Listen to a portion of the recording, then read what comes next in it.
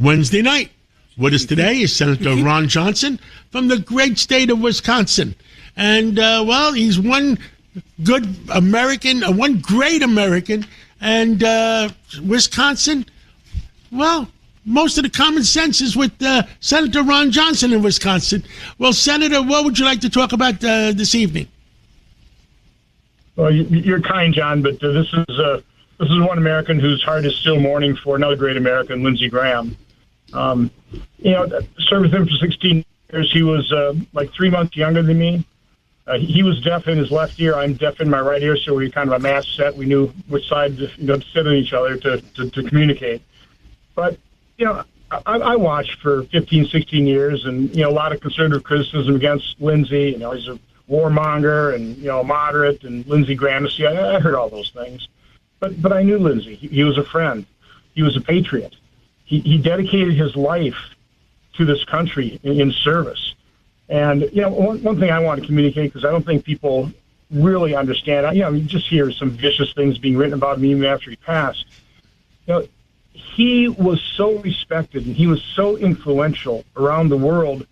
That didn't just happen. That happened from years of dedicated and arduous travel. And people don't realize, you put in a full week here at the Senate, and John, we are booked to the gills. You hop on a plane on a Thursday night to fly overseas for 7, 8, 12, 18 hours. You land, you haven't slept very well. You do full day of meetings. You eat something, you go to bed, you don't sleep well, get up, do the same thing, and then you fly back to Washington, D.C. for another full week. That takes its toll.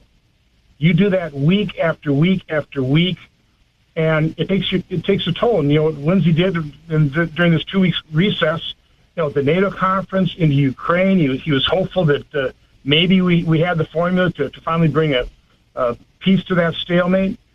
And he comes back, and again, an arduous trip, and then an aortic aneurysm ends his life. And people need to understand that he basically gave his life to this country, and I don't think we consider that. I don't think we're thoughtful enough about that. But I just appreciate the ability, on your show here to talk about my friend and really a great American and somebody that not only I miss, not only does the Senate miss, America miss, the world will miss Lindsey Graham. Senator, I agree with you 110%. I knew Senator Graham. I spent a lot of time with him.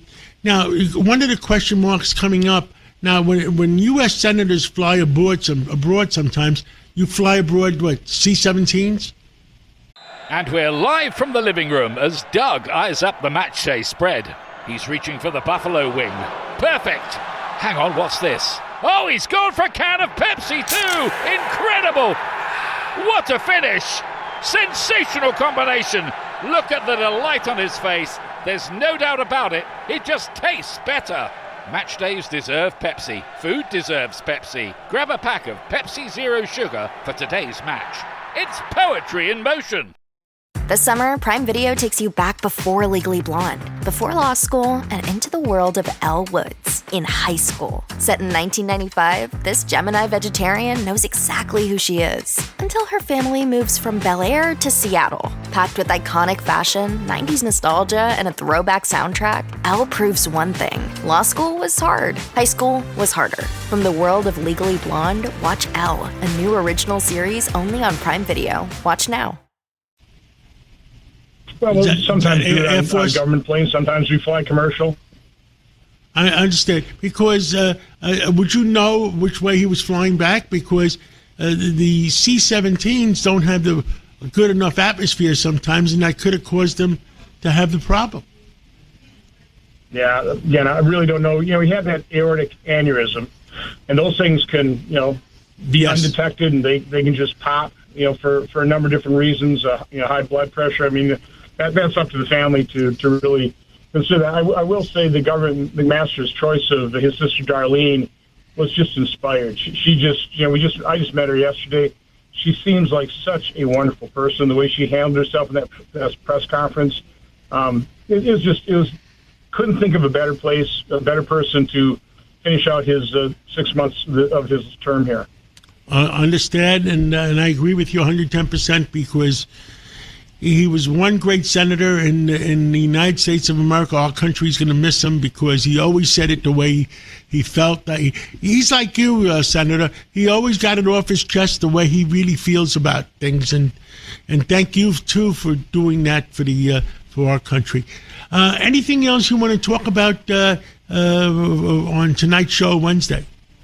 The right window treatments change everything. Your sleep, your privacy, the way every room looks and feels. At Blinds.com, we've spent 30 years making it surprisingly simple to get exactly what your home needs. We've covered over 25 million windows and have 50,000 five-star reviews to prove we deliver. Whether you DIY it or want a pro to handle everything from measure to install, we have you covered. Real design professionals, free samples, zero pressure. Right now, get up to 50% off with minimum purchase, plus get a free professional measure at Blinds.com. Rules and restrictions apply.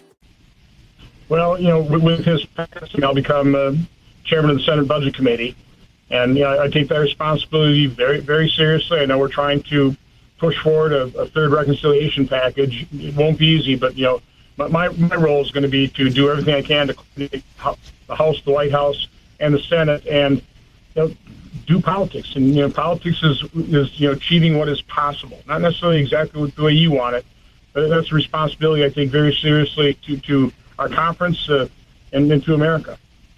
Let me ask you, Senator, the SAVE Act is one of the most important cases that's coming up in the U.S. Senate. Is that going to go through? Well, there's multiple versions. Money to encourage voter ID or real ID that would include citizenship. So there are things we're looking at. But again, John, I've been a supporter when President Trump called to end the filibuster. As much as I'd like to have the filibuster, like a lot of my Republican colleagues, when Democrats get power so we can stop their destructive policies, I realize that when they get the power, they'll use it, they'll end the filibuster, so we should do it now. I mean, it's unbelievable how obnoxiously obstructive the Democrats are right now. I agree with you. Senator, thank you for coming on this Wednesday night, and we'll talk to you. We'll probably talk to you again on Sunday. Every day.